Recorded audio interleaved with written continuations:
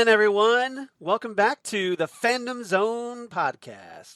I'm one of your co-hosts, Charles Skaggs, back in the Fandom Zone once again, ready to talk some Stargirl from the DC Universe streaming service and the CW with my wonderful fellow Fandom Zoner and occasional partner in time, Jesse Jackson. How you doing, Jesse?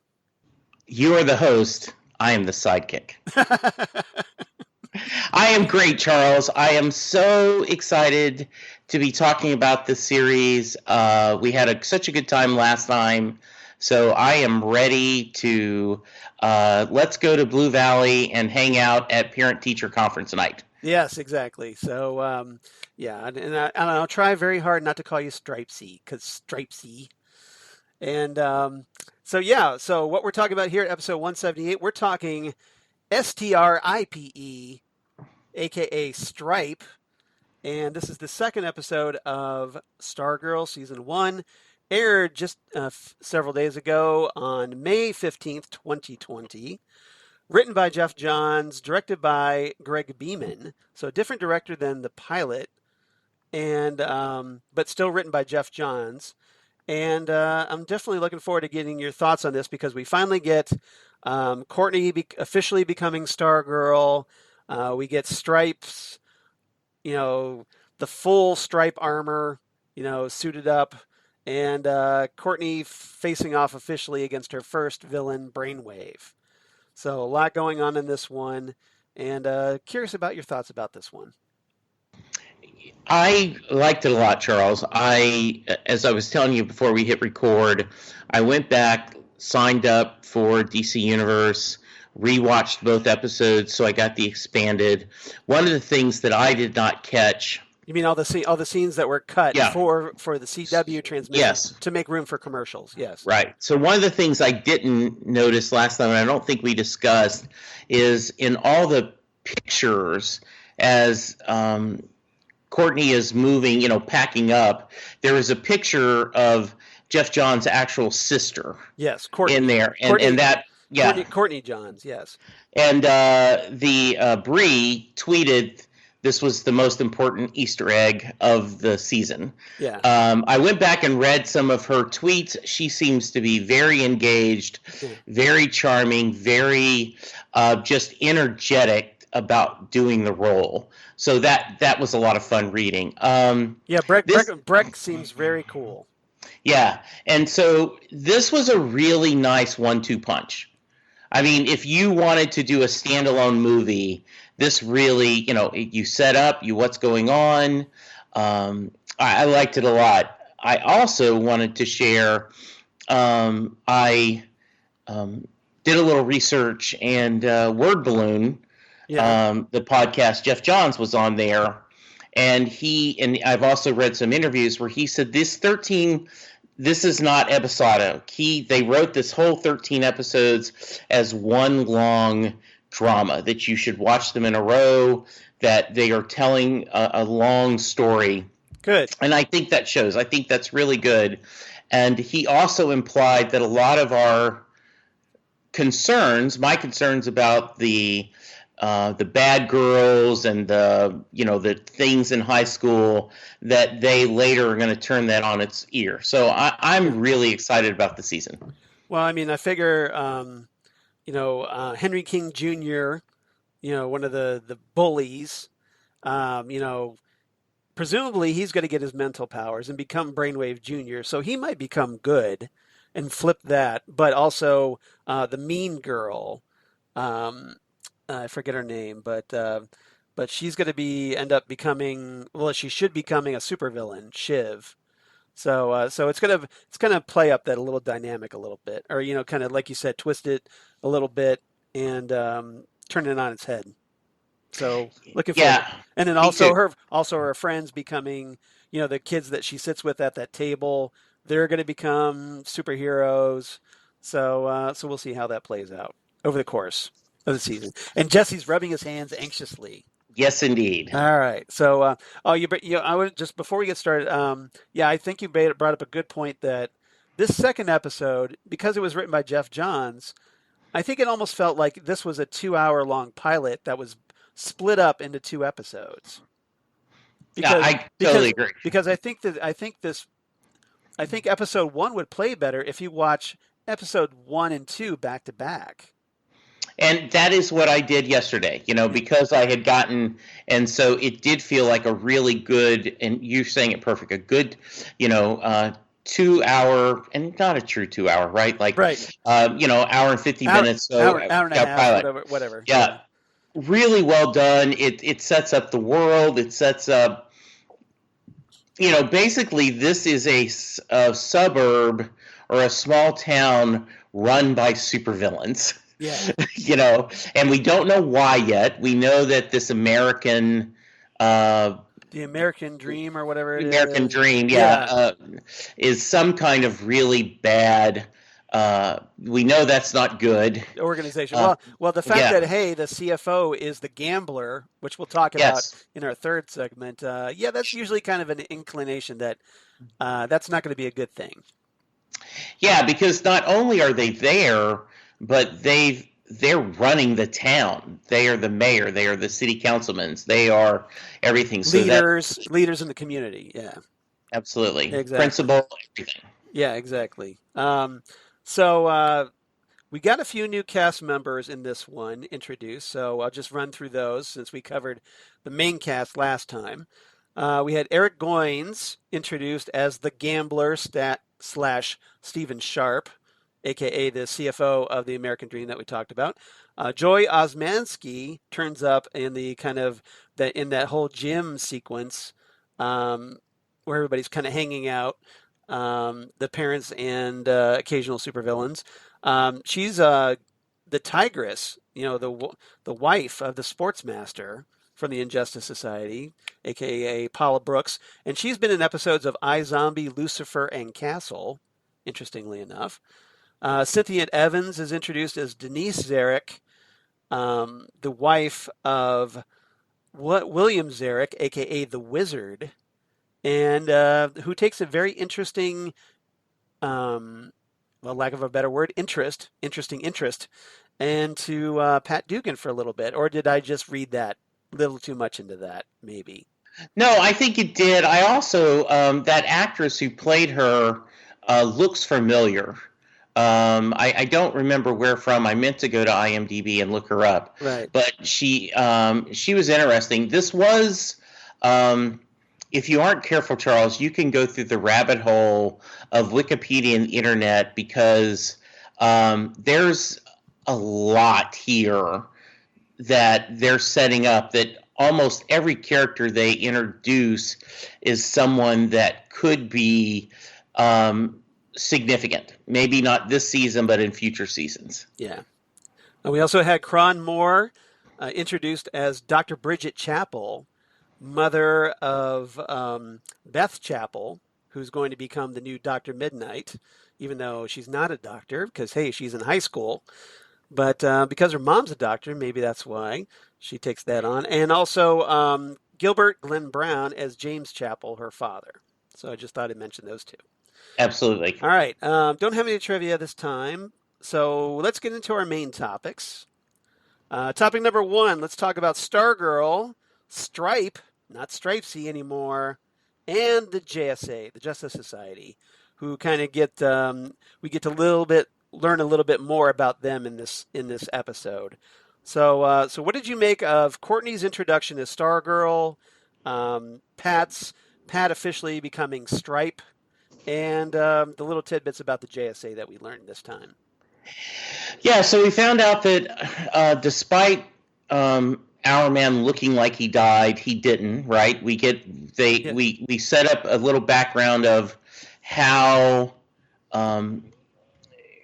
Courtney's mom and Pat meet. Yes. Right, because he was there exploring why are all these villains in this small town, Blue Valley. and, yeah. and he ended up meeting her, and they connected. So I thought that was a nice, how Barbara and Pat got together. I thought that was a nice interaction. Yeah. We still don't know who Pat's first wife was, or at least the mother of his son.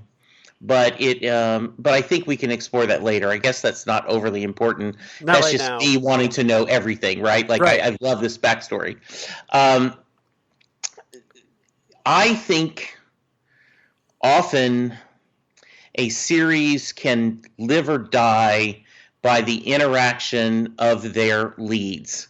Do they have chemistry? Yeah. Famously, even though in real life, Romantically or platonically. yes, Yes. exactly. Like, even though in real life, um, Staniconic and Nathan Fillion could not stand each other on screen in Castle, they had great chemistry.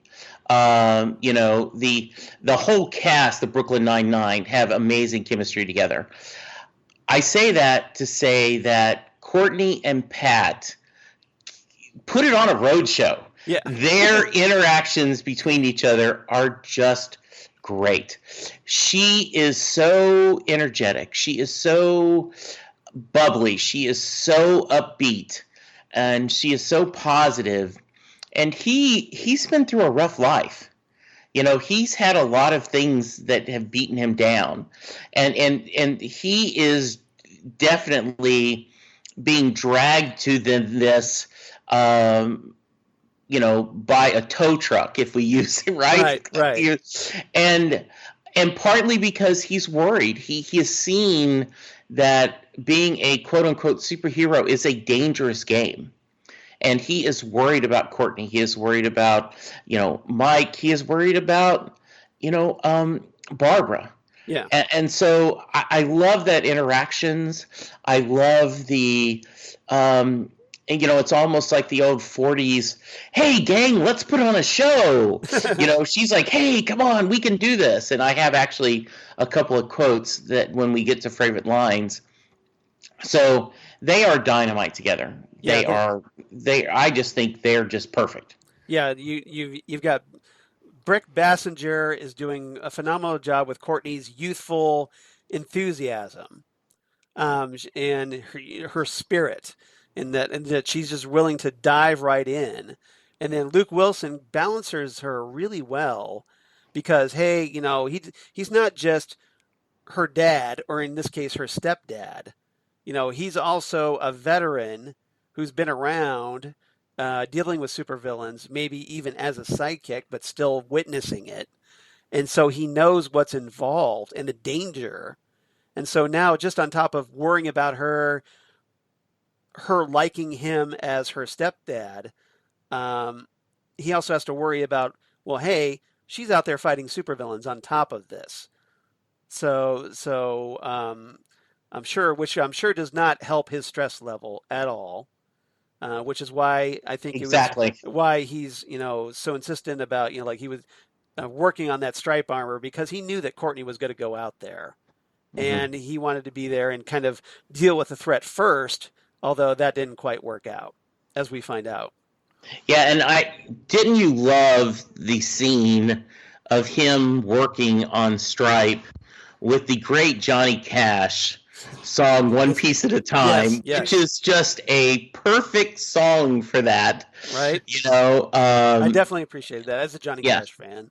absolutely. It is that was a neat scene. Um, he plays. Where Um, he kind of shoots himself in the face with his fist. yes, It flies off and hits him in the face and knocks him out. That's pretty funny. and I love that. You would think he'd put the mic a little closer all the time, Yes. because each time he has to talk, he's like, "Who are you? Someone looking for justice," and has to move the mic Right. again. That's just so funny. So Also, I'm going to guess he's not a podcaster on the side. I don't think so either. Yeah. The other thing I love, Charles, is the next morning when both of them have bruises, Yeah. they both go to I tripped on the stairs into the basement.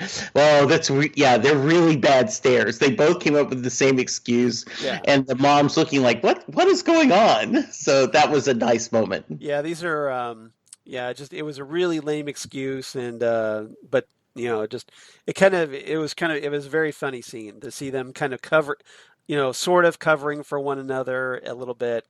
And then obviously later, Courtney officially chooses Pat as her sidekick, and tries to reassure Pat that, like, hey, you know, um, you know, things are different. It's not going to be just like it was with Sylvester Pemberton, Starman. That it's going to be, that you've got a robot suit now, and um, that I've got, the staff chose her, so she feels like she's destined for this, and that new duo, that new dynamic duo, to borrow a phrase, is born. And I thought that was really cool. And then I also like the fact that during that kind of that same scene that Pat, I brought up this question last time about Ted Knight and wondering if he exists in this continuity. And thankfully, Jeff Johns answered my question, saying that, hey, the staff wasn't built by Sylvester; it was built by Ted Knight, the original Golden Age Starman. And but he didn't say he was Starman, and he says he doesn't know exactly how the staff works. So, It so again, there's my question now: is Jack Knight Courtney's father? that would be an interesting point. I had not thought of that, but I That that love may, that idea. Right? that maybe Ted built the cosmic staff and then intending it for it to go to Jack, Hmm. but Jack may be refusing it, not wanting it, so he gave it to Sylvester. Hmm. But because it was kind of encoded for the Knight DNA, maybe that's why it's responding to Courtney. What do you think? I I love that theory. We'll see if You know, that's me. I love my theories, I'm thinking but that I think that's a good way to make it work. I think that is a great in my reality, this Yeah. is what happened. Though I do get the idea. I mean, I understand how they're trying to say that Sylvester is her father, but that would be a really nice twist to explain how no, he isn't. Right. Yet this is why she still can use the staff. Um, I, I didn't quite do a fist bump, but I did smile grin to grin when they said the word Ted Knight. Yes. And I said, looking at you, Charles. Yep. There Yep. you go. I got you getting a little bit of love. Yep. And so I was glad to see that. I thought that was really nice. I thought it was something that, at least with Ted, it had to be addressed somehow, Yeah, and thankfully it was. and also when you explore, Sylvester never was called Starman. No, In the like I talked about. comics, Yeah, he right? basically became a character named Skyman Right. in Infinity Incorporated after changing his name from the original Star Spangled Kid. Yeah. And so, I get that they made that. Um, Love the scenes of Courtney trying to sew, and it reminded me back in the day of Martha Kent trying to figure out how to take the Kryptonian blankets. And sew them into a costume. Yeah. Yeah. So I thought that was really nice. Yeah, Um, yeah. Rest in peace, all those sewing machines that Courtney trashed in yes. the home ec class. Yeah, I thought that was really well done. Um, and we could go back to her enthusiasm, and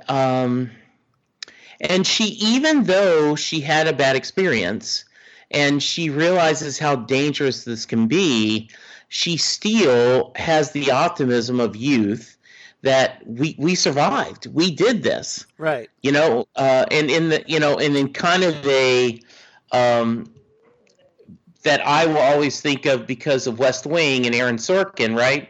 What's next? I mean, she's kind of, okay, what's next? Yeah. And I love that enthusiasm to him going, no, no, no. But by hook or crook, she's dragging him along. Yeah. And the journey has started. Well, and I'm sure Pat is probably already. I would think he's already keeping in the back of his mind that, look, she's going to do this anyway, so I might as well be there to help back her up and make sure she doesn't get herself killed. Hopefully. I also am so far, and normally I am not a fan of secrets, Yes. but so far I'm okay with the mom and the son not knowing what's going on. Right. I don't know how long it'll be before I'm like, okay, it's time to fill them in on the secret. But for now, I think this is it. They're doing it in the right pace. Yeah. I think it would be kind of funny if um, if Mike ends up finding out on his own, piecing it together, and then eventually confronting them about it, like, "Hey, I know you've been doing this," after Mhm. some time, and then coming up with it on his own. But Barbara is probably going to have to be told about this. Yeah, I agree. That's And and I'm guessing it probably will come out once the truth comes out of who she's really working for I at the think so. at the American Dream. Yes, and when we get to that, I need to. I have Yeah. hot managerial opinions Okay. about that staff meeting. Okay. So yeah, because you're a manager, so I'm sure you do have some takes on that. Yes, I do. All right. So you talked about this a little bit earlier, so I want to talk about it a little bit more. Um, so we kind of get the back to the JSA, where we kind of get the introduction of that our man, like you said, survived the attack of the Injustice Society, but then he ends up apparently getting killed in an accident shortly after arriving in Blue Valley. And then apparently Pat was trailing them, following Our Man's research. And apparently, like you said, that's where he met Barbara. So the question obviously is, well, like, hey, what was Our Man researching, and what was going on there? And then we still don't know, obviously, and we'll talk about this a little bit more when we talk about the Injustice Society about why they decided to settle there. Although apparently there's a plan. Yeah, I think so. And as always, we hope it's better than the Cylon plan Yes, and the wonderful couldn't be any Battlestar worse. Galactica. Right? Yeah. Couldn't be any worse than the Cylon plan because Yeah. that was a big wah, wah. Yes. The I like that. I love the scenes of all the JSA classified, which Yes. is those all those files, everything that he's done. Well, I love the fact that That it's called JSA Classified because that's a title of a comic book series yes. that came out or in the 2000s. What Hmm. shortly after Jeff Johns was writing the JSA comic and it being really popular, and Hmm. so they came up with the JSA Classified title. So it's kind of nice that he's kind of incorporating that into the continuity of this show. And speaking of other Easter eggs, I did not catch my first viewing was the action moving van with the action logo. I Yeah, did not catch that exactly. the first viewing. A nod to Action Comics, the Mhm. where Superman debuted in 1938. Exactly. Yeah. So And the other thing that Jeff Johns brought up in this interview is he said that all the shooting of all the little snapshots and pictures was partly to show Courtney has done judo. Courtney has won science awards. right. Courtney, the Rubik's Cube shows she likes puzzles. I mean, everything was there Yeah. to subconsciously send you the message that this lady, without knowing it, has been preparing to be Stargirl her whole life. Or that she at least has a natural talent for this sort of thing. Yes, even better said, Yeah. Charles. Yeah. Yeah. All So right. yeah, I know they can't. They have a limited budget, but as we talked about last episode, um, would love to see more flashbacks of the JSA. It is such a good. Um, it is such a classic and loving. There. I guess someone mentioned. I was reading. Jay Garrick's flash helmet was shown Yes, it in one was. of the It earlier was. scenes. I caught Yeah, that. Yeah, yeah, in episode one, where you kind of see it on the ground. yeah. So And presumably that the Flash was killed.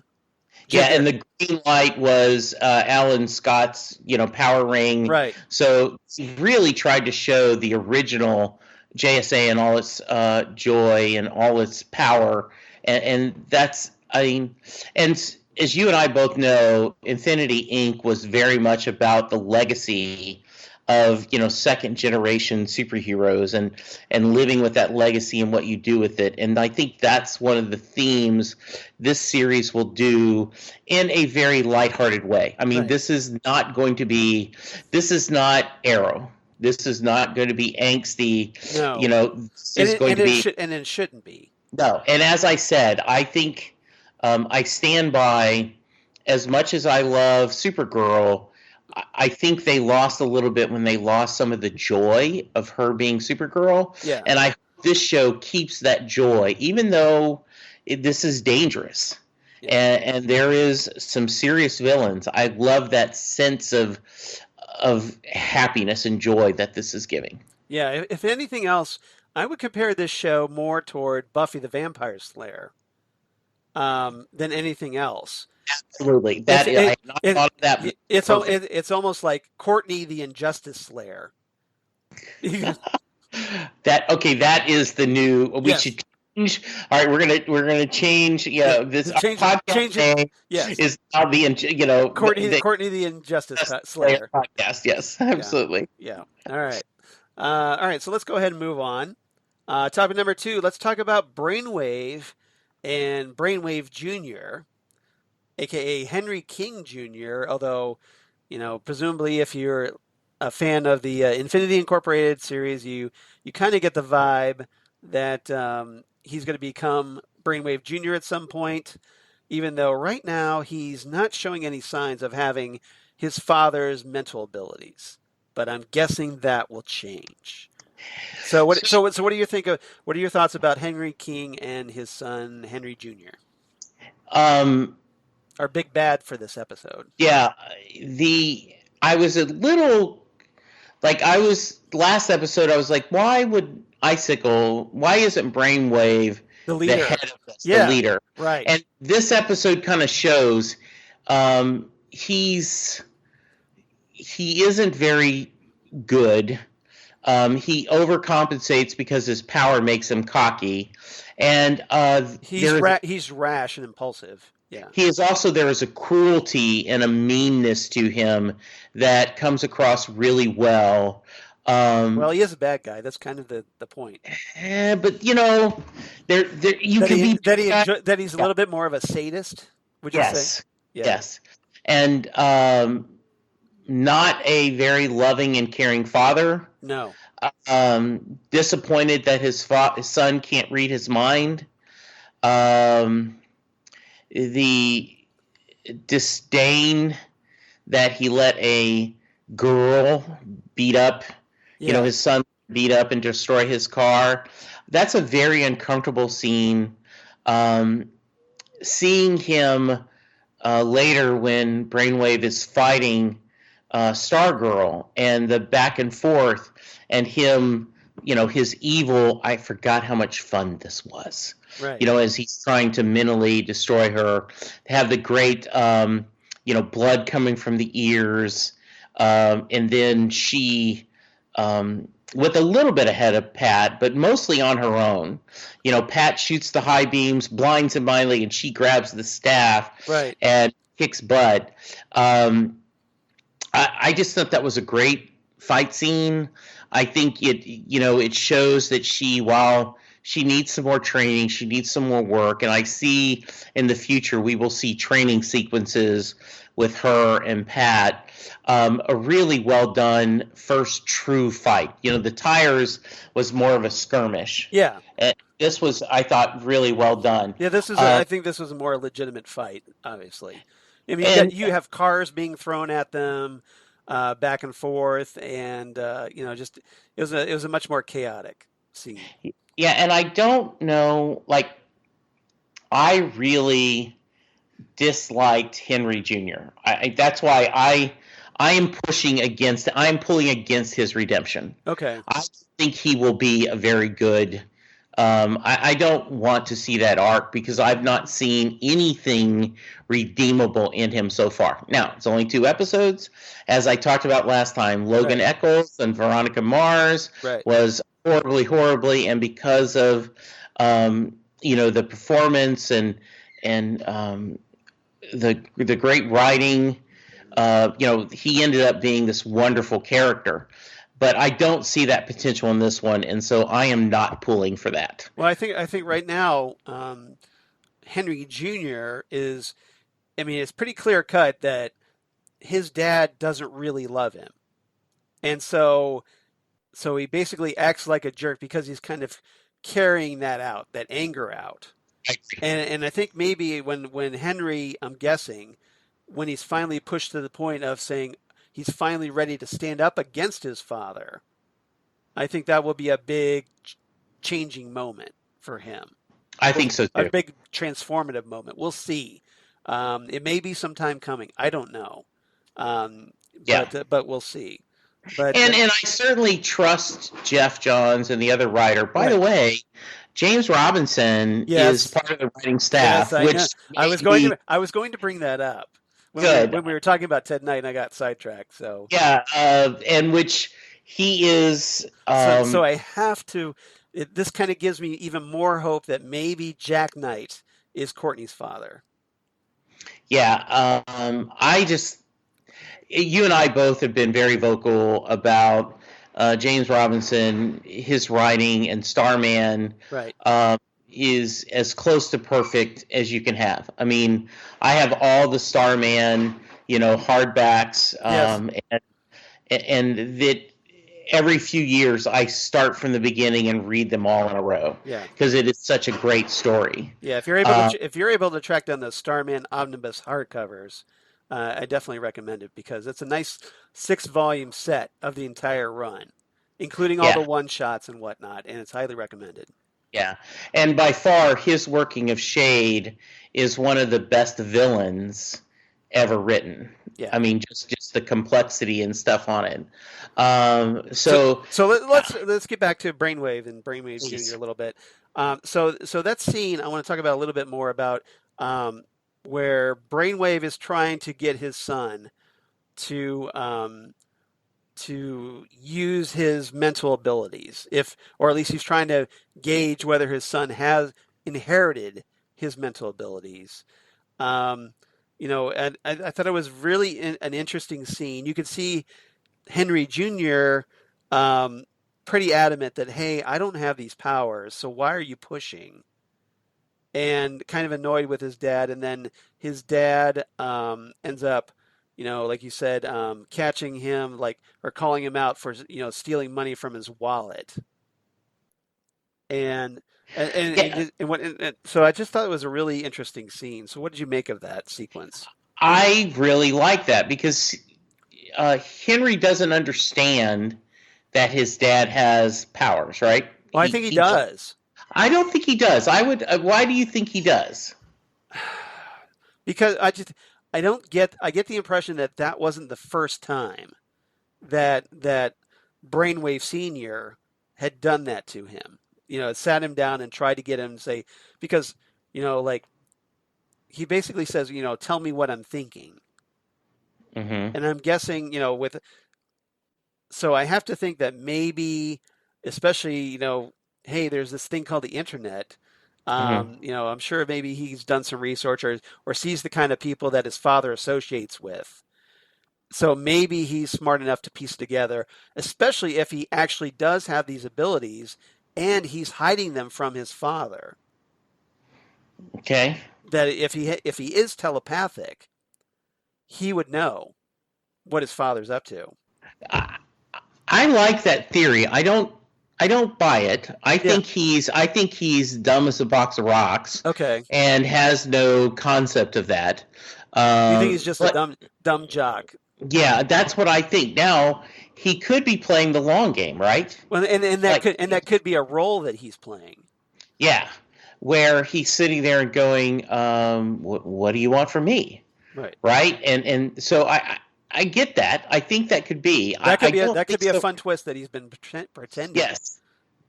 Yeah, which would make him more likable. Right. That maybe I do want to see him. I would be more interested in I think redemption. he's a character to watch. Let's put it that way. Yeah, I think so too. All right. Okay, Okay. good. All right. Anything else about these two or about Brainwave's fight with Courtney and Pat? Nope, I'm good. Okay. Moving on. Topic number 3, the Injustice Society. So let's talk about the rest of the Injustice Society besides Brainwave. So we're talking the Wizard. We're talking the Gambler, who's introduced in this episode. Icicle, who shows up at the end. And Sportsmaster, we could throw him in as well because, hey, he's training Pat, which is kind of interesting that, hey, Pat's going to a supervillain to buff up and work out a little bit because he's knowing he's going to have to get back in hero shape. And Sportsmaster, being a villain, doesn't realize that he's training a superhero. So what? So let's talk. So we could start with the Wizard or whichever one you want to start with. What do you think? So the Wizard, that was a great scene, being broke into in the middle of the night. Right. In the beginning of the episode, yeah. Yeah, like instead of having a gun safe, he has a wand safe. Right. He's a very responsible father. He doesn't let dangerous weapons hang around. Yep. I did the scene. Although I'm between guessing he doesn't have a permit for that. He does not. And then the way he treated his wife, right, when she came down, I wasn't talking to anyone. This is my business. Yeah. Leave me alone. So it was no surprise to see her kind of giving Pat the eye in the scene in the gym. Yes. When they had that little bit of a hookup. Yeah, and I was a little surprised because it did almost came across as a cute beat. Yes. And you're like, but wait a minute, he's not a single dad. Yeah, he's not a single dad. He is happily married. That's a weird vibe. So I thought that was interesting. Well, maybe it's just one-sided, but I mean, I did think it was interesting. Maybe that they kind of knew each other. I don't know. I wasn't sure what was going on there, but maybe it's just he's trying to be polite, but she's kind of giving him the eye. What do you think? Now, yeah, that could be. We'll see. I did catch that vibe. Because I don't think he's disloyal to Barbara. No, I don't think so at all. I did love the assembly scene and then the reception afterwards, like on the gymnasium floor. It looked like where all these potential heroes and supervillains, ex-supervillains, are floating around, and you're like, you almost needed like let me get my program. Yes. To keep track of everyone. So that was delicious. Yeah, you almost kind of need like a tracking icon, like with the hash marks connecting so and so to this and so, yes. and to keep track of everybody because there was a lot going on in that gym reception scene. It was especially the whole tension between Courtney and Brainwave, but then you had all these others, here's a supervillain, here's a supervillain, and just the idea that showing, I think, how connected all these characters are to one another, and the dynamics of which one was she's going to be the first woman drafted at the NFL. And then the other one, how one of them was talking about how gifted their son is musically. Right. So which I think was a hint of the fiddler. That's what I was thinking too, right? Yeah. And you wonder how much of this was red herrings that they just gave for us classic fans to go, and they may not do anything with it just for fun. I don't know, but it was great. Anything else on the gym before I move to the worst staff meeting ever? No, go right into the worst staff meeting ever. So let's talk about the American Dream scene. Yeah, go for it. One of the things in early communication class I took in college, and in management classes is when you say, when you're um, doing brainstorming, Yes. pardon the pun, no idea is a bad idea. I mean, you have to get people to start thinking. And so when someone comes up with an idea, you treat it seriously, you write it down, you go through this. Bad managers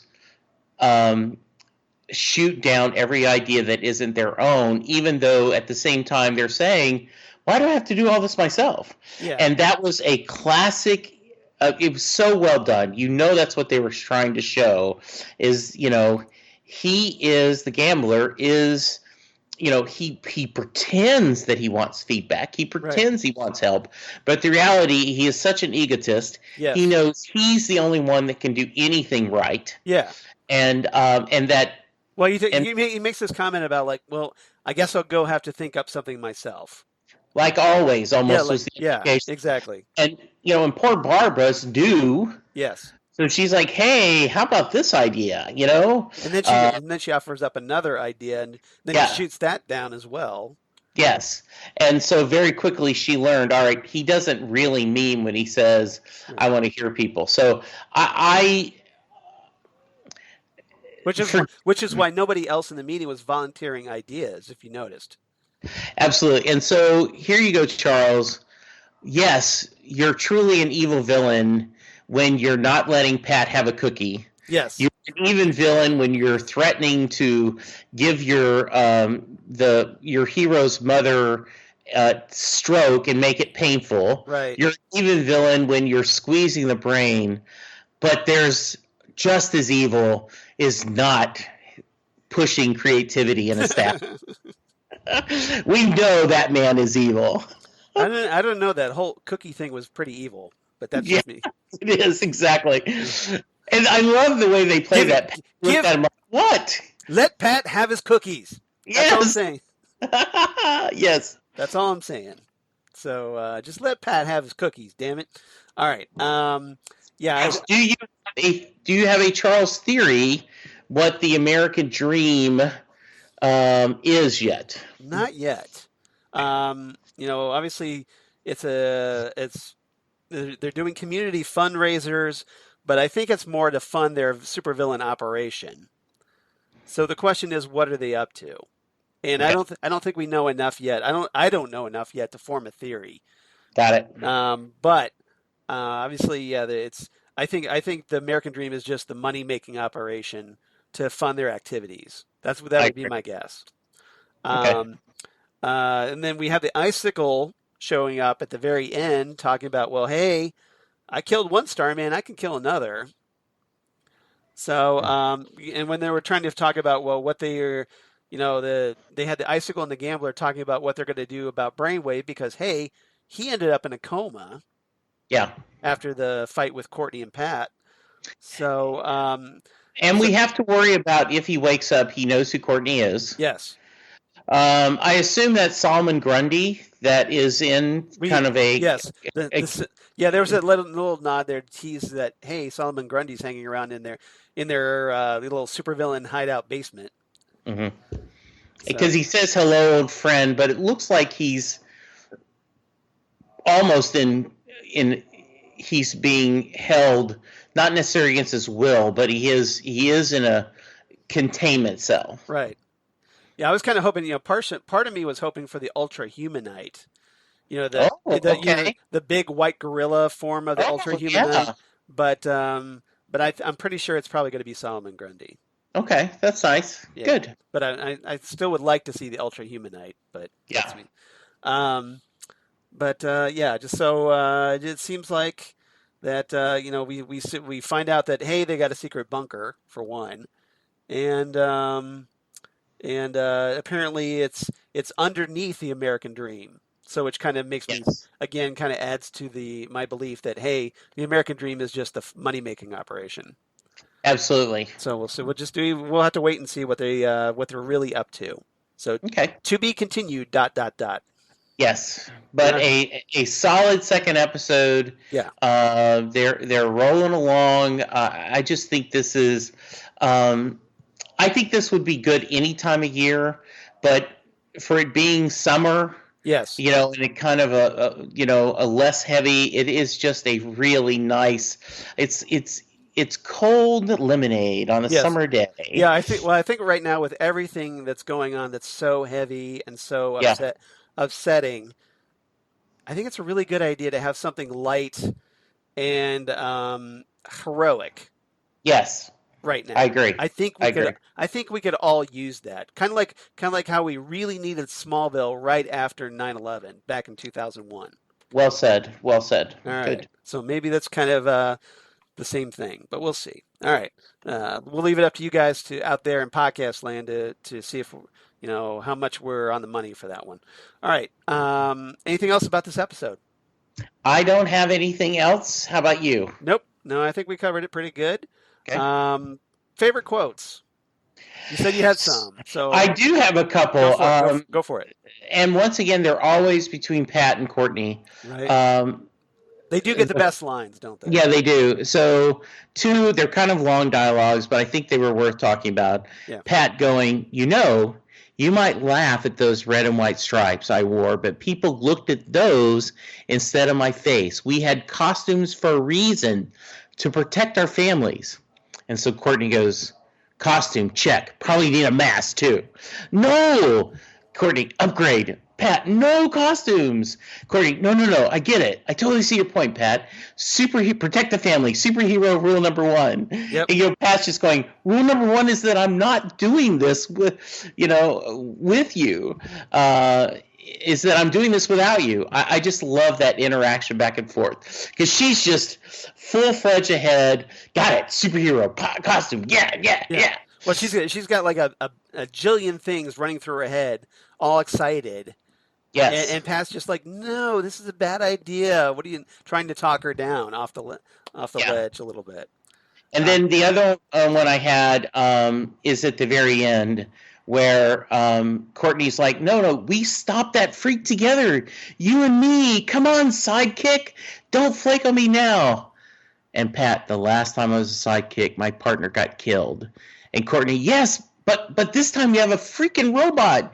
You can do this, Pat. The staff chose me, and I chose you. Choose you, yeah. Yeah, Stargirl. Oh, that just made me chills. Yeah. Stargirl and Stripe-C. What about Stripe? Ooh, like an acronym.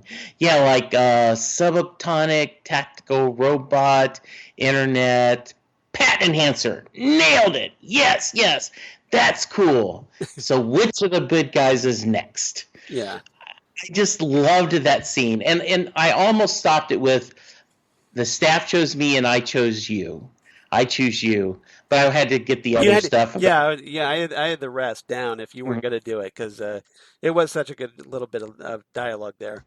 How about you, Charles? What you got for us? I got a few where Courtney's talking to Pat and he says, talking about Brainwave and going, who is he?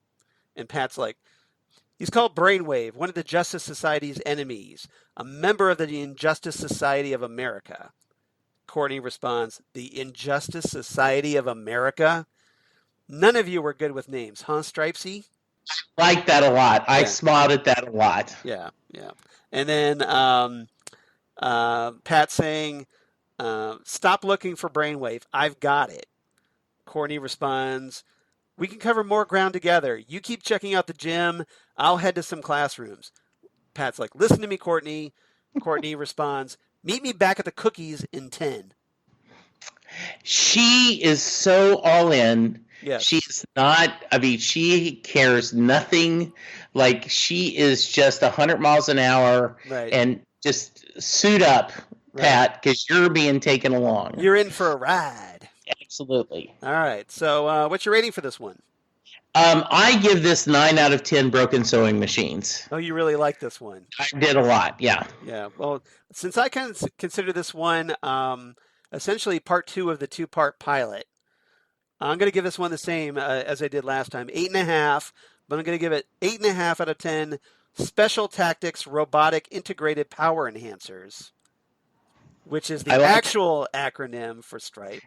but I love Pat Enhancer. Pat Enhancer, yeah, exactly. Yeah. So I want to give that, and just great job, great 2 hour introduction to the series, and we'll see where it goes from here.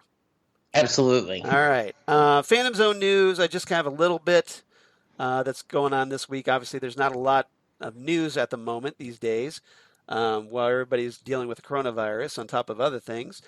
Um, Lucifer star Tom Ellis closed a deal for season 6, setting the stage for a renewal announcement. So this was apparently Tom Ellis was they were having some issues. Not it looked like that. Well, maybe it wasn't going to happen, and but apparently, Tom Ellis has agreed to certain key points in the negotiations. So it looks like, well, hey, probably we're going to get Lucifer season 6, although they haven't formally picked it up yet. And meanwhile, we're still waiting for Netflix to announce season 5. So this must have done really well for Netflix because if you remember, right, Right. Fox canceled it. Yes, Netflix says, with season 3. yeah. So Netflix said, okay, we're going to pick it up. Right. And then they decided, okay, this was so well, we're going to give it one more season to wrap things up. Right. And now then they're talking, well, maybe we'll do another season. I do think that, and I wasn't on Phantom Zone when you guys talked about it. You and Right. Lindsay talked about it. Karen Lindsay, yeah. Karen, yeah. This is really well done. This is a really well done series, and especially when you look at Evil, right, and Prodigal Son and a couple other things that are on mainstream TV now. Lucifer was kind of ahead of the bar on that. And so I'm excited about season 5, and I'm excited to get another season. I was lucky enough to meet several of the actors at DragonCon, all wonderful people, all really excited about their characters. That's good to hear. So this is great stuff, yeah.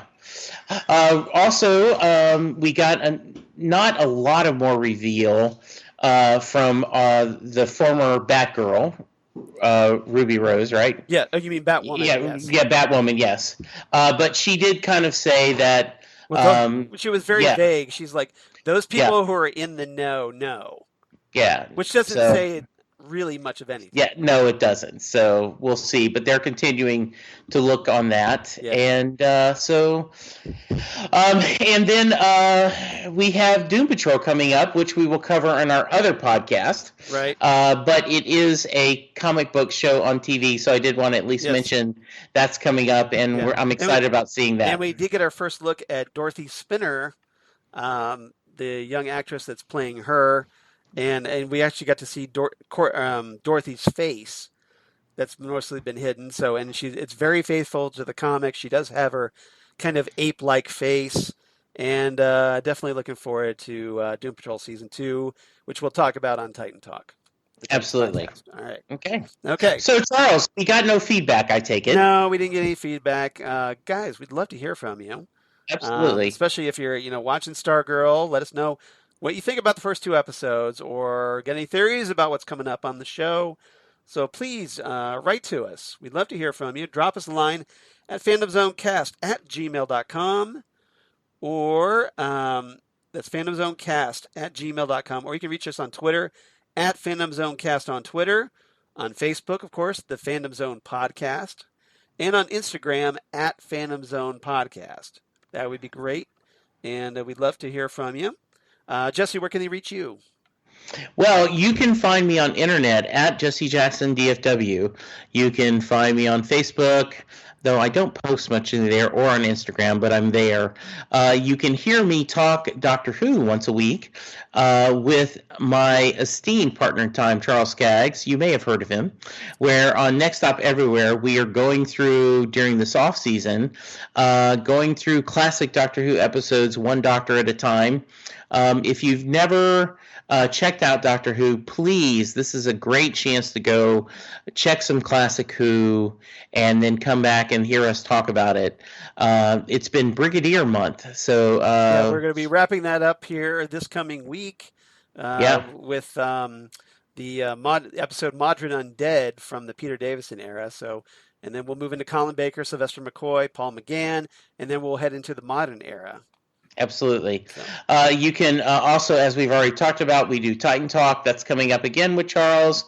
And then my other podcast, Set Listing Bruce, the Bruce Springsteen podcast, where I talk to fans of Bruce Springsteen and other musicians from around the world. We've got... And me. And me, yes. Charles is scheduled. We have already got it in the books, and it will be coming out in the next couple of weeks. So please check that out. Charles, how about you? Where can they find your fine work? Well, you can find me at Charles Skaggs on Twitter, at Charles Skaggs on Instagram. Facebook, of course, Charles Skaggs in Hilliard, Ohio. And my blog of geeky things. Damn good coffee. And hot. Damn good coffee and hot.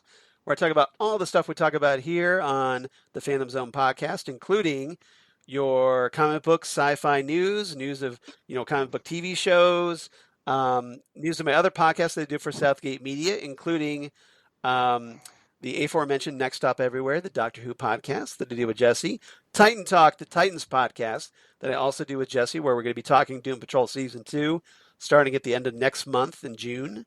And then Ghostwood, the Twin Peaks podcast that I do with Zan Sprouse, wife of comic book artist Chris Sprouse, where we talk about all things Twin Peaks, David Lynch, and et cetera, all kinds of assorted whatever nonsense pops into our heads, all kinds of pop culture references and quotes and whatnot, and we just have a ball. So if you're enjoying that sort of thing, please check us out on Ghostwood.